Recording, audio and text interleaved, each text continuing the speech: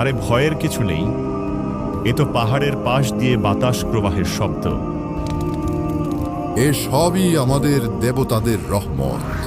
তখন হযরত হুদ আলাইহিসসালাম বললেন, এটা কোনো রহমতের ডাক নয়, এটা এক ভয়াবহ সতর্কবার্তা। দ্বিতীয় রাতে মাটি হালকা কেঁপে উঠল, কিন্তু সেই কম্পন দেখে অট্টহাসি দিয়ে আদ জাতি বলে উঠল, দেখো, মাটিও আমাদের শক্তি দেখে ভয় পায়। কিন্তু তারা জানতো না এটাই ছিল মাটির শেষ প্রতিবাদ। অবশেষে আল্লাহর চূড়ান্ত ফায়সালা চলে এলো। সবার আগে তাদের গ্রাস করল এক ভয়াবহ খরা। পূর্ণাঙ্গ রূপে তাদের ধ্বংস করে দেওয়ার আগে শেষ সুযোগ হিসাবে তাদের জাতির উপর আল্লাহ তাআলা টানা ৩ বছর আকাশ থেকে কোনো বৃষ্টি বর্ষণ করেননি। নদী নালা সব শুকিয়ে গেল, কুয়াগুলো একদম পানি শূন্য হয়ে গেল, মাটি ফেটে পাথরের মতো শক্ত হয়ে গেল। মানুষ হাহাকার নিয়ে আকাশের দিকে তাকিয়ে থাকতো, কবে বৃষ্টি আসবে, কিন্তু আকাশ কোনো উত্তর দিচ্ছে না। এ যেন এক ভয়ঙ্কর নীরবতা। একদিন সেই অহংকারী সর্দারকে তৃষ্ণার্ত অবস্থায় দেখে হুদ আলাইহিসসালাম বললেন, মনে আছে মরুভূমির তৃষ্ণার্ত নিষ্পাপ মানুষদের কথা? আরে এ তো সামান্য সমস্যা, আমরা হলাম শক্তিশালী মানুষ। হযরত হুদ আলাইহিসসালাম বুঝতে পারলেন এরা ধ্বংস হওয়ার আগ পর্যন্ত ঈমান আনয়ন করবে না। মহান আল্লাহ তাআলা দ্বিতীয় বছরের মতো তাদের উপর আবারও খরা চাপিয়ে দিলেন। পিপাসায় তাদের জিভ শুকিয়ে গেল। রাগে ক্ষোভে তারা খালি কলসি দেয়ালে আছড়ে ভাঙতে লাগলো। পানির অভাবে পশুরা মাটিতে লুটিয়ে পড়তে লাগলো। তারপরেও তারা ঈমান আনলো না। অহংকারী জাতি বলল, কেউ আমাদের মাথা নত করাতে পারবে না।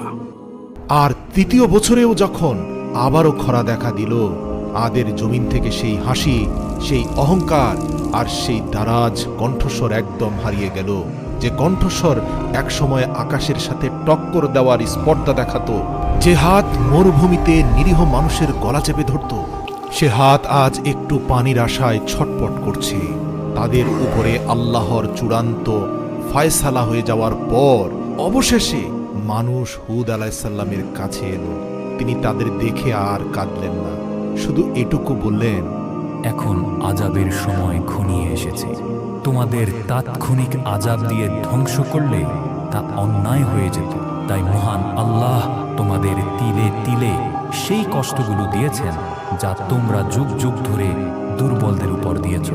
তারপর একদিন আকাশে 3টি মেঘ ভেসে উঠল, একটি লাল, একটি সাদা আর একটি কালো।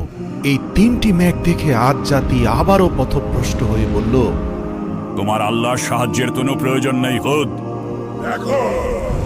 আমাদের দেবতাদের দয়ায় আকাশে মেঘ উঠেছে। হযরত হুদ আলাইহিসসালাম তাদের কথার কোনো জবাব দিলেন না, বরং তিনি এই স্থান ত্যাগ করার প্রস্তুতি নিচ্ছিলেন। আকাশ থেকে এক ফেরেশতা ঘোষণা করলেন, হে আদ জাতি, এই 3 মেঘের মধ্যে তোমরা যে কোনো একটি বেছে নাও। তাদের সর্দাররা হেসে বলল, কালো মেঘ, ওতেই পানি আছে, ওটাই আমাদের জন্য রহমত। কিন্তু তারা জানতো না ওই মেঘে রহমত নয়, তাদের ধ্বংস লুকিয়ে আছে। দেখতে দেখতে আকাশ কালো হয়ে গেল, বাতাস হিমশীতল হয়ে এলো। বৃষ্টি আসছে ভেবে মানুষ খুশিতে নাচতে লাগলো আর চিৎকার করে বলতে লাগলো, দেখো হুদ, বৃষ্টি এসে গেছে, অথচ তুমি আমাদের মাঝে নেই। কিন্তু ওটা পানি ছিল না,